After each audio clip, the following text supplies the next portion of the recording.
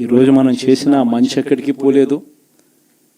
మనం విశ్వసనీయతతో చేసిన రాజకీయాలు కూడా ఎక్కడికి పోలేదు. ప్రజలకు మళ్ళీ దగ్గరయ్యే కార్యక్రమాలు, ప్రజలకు తోడుగా ఉండే కార్యక్రమాలు, ప్రజల తరపున పోరాటం చేసే కార్యక్రమాలు కూడా జరుగుతాయి. అసెంబ్లీలో బహుశా మనం చేయగలిగింది తక్కువే ఉంటుంది. ఎందుకంటే మనకు వచ్చిన సంఖ్యాబలం కూడా చాలా తక్కువే. పైగా కౌరవ సామ్రాజ్యం లేకపోతా ఉన్నాం. ఏకంగా స్పీకర్ పదవికి తీసుకోబోయే వ్యక్తి ఎంత సిగ్గు లేకుండా సోషల్ మీడియాలో వైరల్ అవుతా ఉంది. వాళ్ళు మాట్లాడుతూ ఉన్న మాటలు. ఒకడంటాడు జగన్ ఓడిపోయాడు, ఇంకా చనిపోలేదు అని ఒకడు అంటాడు. ఇంకా చావలేదు అని ఒకడు అంటాడు. ఇంకొకడు అంటాడు చచ్చేదాకా కొట్టాలి అని ఇంకొకడు అంటాడు. నిజంగా ఇలాంటి కౌరవ సామ్రాజ్యంలోకి మనం పోతా ఉన్నాం. ఆ వ్యక్తి ఇప్పుడు స్పీకర్ కాబోతున్నాడట. ఇలాంటి పరిస్థితుల మధ్య ఆ కౌరవ సామ్రాజ్యంలో అసెంబ్లీలో ఏదో మనం చేయగలుగుతామని చెప్పి నాకైతే నమ్మకం లేదు. కానీ పాపాలు పండే కొద్దీ ప్రజలతో కలిసి ప్రజల మధ్య నిలబడి పోరాటం చేసే కార్యక్రమాలు అయితే రాబోయే రోజుల్లో ముమ్మరంగా స్పీడ్ అందుకుంటాయి. అదే జగన్ పరిపాలనలో కులం చూడలేదు, మతం చూడలేదు, ప్రాంతం చూడలేదు, చివరికి ఏ పార్టీకి ఓటు వేశారని కూడా చూడలేదు. ప్రతి పథకాన్ని డోర్ డెలివరీ చేయించాడు జగన్, మన వైఎస్ఆర్ కాంగ్రెస్ పార్టీ. కానీ ఈరోజు కేవలం వాళ్ళ పార్టీకి ఓటు వేయలేదు అన్న ఒకే ఒక్క కారణంతో ఏకంగా మనుషులను కొడతా ఉన్నారంటే, ఆస్తులను ధ్వంసం చేస్తూ ఉన్నారు అంటే, ఓటు వేయని వారిని అవమానిస్తూ ఉన్నారు అనంటే, నిజంగా ప్రతి గ్రామంలోనూ ఇంత అన్యాయంగా వ్యవహరిస్తున్నారు అనంటే, శిశుపాలుని పాపాలు పండడం చాలా వేగంగా పడతా ఉన్నాయి. పాపాలు పడ్డే కార్యక్రమాలు ఎప్పుడు చూడాల. మన పరిపాలనలో, మీ జగన్ పరిపాలనలో ఏకంగా మేనిఫెస్టో అన్నది ప్రతి గవర్నమెంట్ అధికారి ఆఫీస్లో కనిపించేది.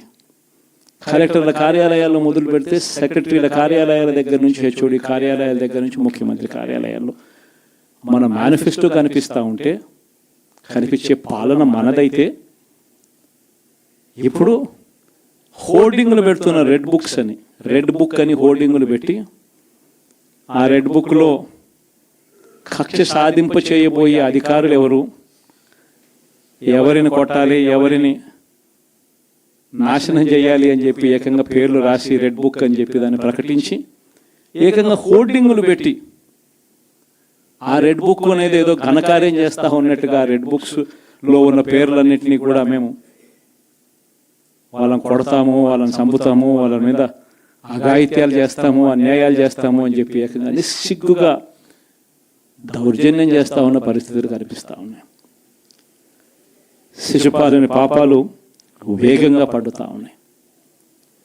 మొట్టమొదటిసారిగా కేంద్రంలో కేవలం 272 స్థానాలకు 273 స్థానాలకు గాను మెజారిటీ రావాలనంటే 240 స్థానాలకి వచ్చి ఆగిపోయింది బీజేపీ. 240 స్థానాలకి ఆగిపోయిన పరిస్థితులు మొట్టమొదటిసారిగా కేంద్రంలో ఉన్న పార్టీకి పూర్తి మెజారిటీ లేదు. 240 స్థానాలకి ఆగిపోయిన పరిస్థితులు. మరో పక్క చంద్రబాబు నాయుడు గారికి 16 స్థానాలు అంటాడు. ఎన్డీఏలో తానే చక్రం తిప్పుతా అన్నట్టుగా మోడీ పక్కనే కూర్చొని కనిపిస్తాడు. మరి ఇలాంటి పరిస్థితుల్లో కూడా రాష్ట్రానికి రావాల్సిన ప్రత్యేక హోదా అడక్కపోవడం, ఇలాంటి పరిస్థితుల్లో కూడా రాష్ట్రానికి రావాల్సిన ప్రత్యేక హోదా అడక్కపోవడం, అడిగి సాధించుకోకపోవడం, శిశుపాలుని తప్పుల్లో, వరుస తప్పుల్లో, పాపాల్లో ఇవన్నీ కూడా బాగాలే. ఇటువంటి పరిస్థితుల్లో కూడా రాష్ట్రానికి రావాల్సినవి కావాల్సినవి అడగలేని పాలన, అడగలేని మనిషి రాష్ట్రానికి ఏం సమాధానం చెప్తాడు, రాష్ట్ర పిల్లలకి ఏం సమాధానం చెప్తాడు, రాష్ట్రంలో ఉన్న యువకులకు పిల్లలకు ఏం సమాధానం చెప్తారు? శ్రీపాలన పాపాల్లో ఇవన్నీ కూడా ఇప్పటికే వేగంగా కూడా అందుకుంటా ఉన్నాయి. అదే జగన్ ఉండింటే, అదే వైఎస్ఆర్ కాంగ్రెస్ పార్టీ పాలన ఉండింటే ఈ పాటికే విద్యా దీవెన బటన్ అయిపోయి ఉండేది. జనవరి, ఫిబ్రవరి, మార్చికి సంబంధించిన క్వార్టర్కి సంబంధించిన Vidya Deevena fee reimbursement pending. అదే జగన్ ఉండింటే ఏప్రిల్లో ఇవ్వాల్సిన Vasathi Deevena first instalment pending. ఇప్పటికే రైతు భరోసా పెండింగ్, అమ్మఒడి పెండింగ్, చివరికి చిన్న అమౌంట్ అయిన మత్స్యకార భరోసా కూడా పెండింగ్. అదే జగన్ ఉండింటే ఈ పాటికి ఇన్ని బటన్లన్నీ ఈ పాటికి అయిపోయి ఉండేటివి. ఒక్క జగన్ తప్పుకోవడంతో, ఒక వైఎస్ఆర్సీపీ పాలన పోవడంతో ఈరోజు అమ్మఒడి బటనింగా రాలా, రైతు భరోసా బటనింగా రాలా, విద్యా దీవెన పెండింగ్, వసతి దీవెన పెండింగ్. ఇప్పటికే ఇక ఇదే అంటుకుంటూ పోతుంది.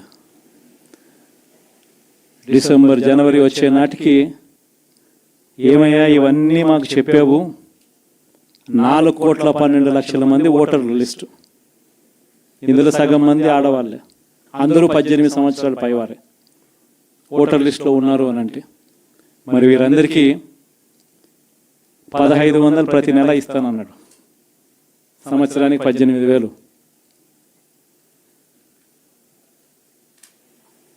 ఇందులో పెన్షన్లు తీసుకునే వాళ్ళు ఒక 30 లక్షల మందిని బహుశా ఆడవాళ్ళకి పక్కన పెట్టినా కూడా 60 సంవత్సరాల పైన ఉన్న వాళ్ళు అని పక్కన పెట్టినా మిగిలిన 1,80,00,000 మంది ఎదురు చూస్తున్నారు.